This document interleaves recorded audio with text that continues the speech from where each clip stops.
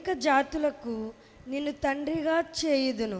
మొదటి పఠనము ఆదికాండము 17వ అధ్యాయము 3 నుండి 9 వచనములు. ఆ దినములలో అబ్రహాము దేవుని ఎదుట సాగిలబడెను. దేవుడు అతనితో మాట్లాడుచు, నేను నీతో ఒడంబిక చేసుకొనిచున్నాను, నీవు అనేక జాతులకు తండ్రి అగుదువు. ఇక యందు నీకు అబ్రాము అని పేరుండదు, అబ్రహాము అని పేరు మాత్రమే ఉండును. అనేక జాతులకు నిన్ను తండ్రిగా చేసి తిని నీ సంతతిని పెంపొందింపజేయుచున్నాను.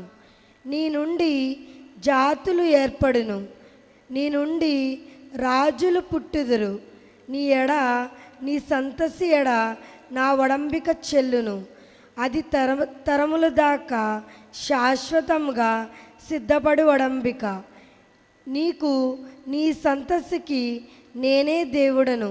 మీకు కానీ దేశంగా ఉన్న కానాను భూమి మొత్తము నీకు తర్వాతి వారికి శాశ్వత భోగంగా చేయదును.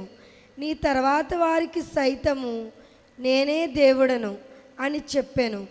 దేవుడు అబ్రహాముతో ఇంకిట్లనెను, నీవు నీ సంతతి వారు తరతరముల దాకా నా ఒడంబిక చెల్లునట్లు చూడవలెను. ఇది ప్రభువాక్కు. సర్వేశ్వరునికి వందనములు.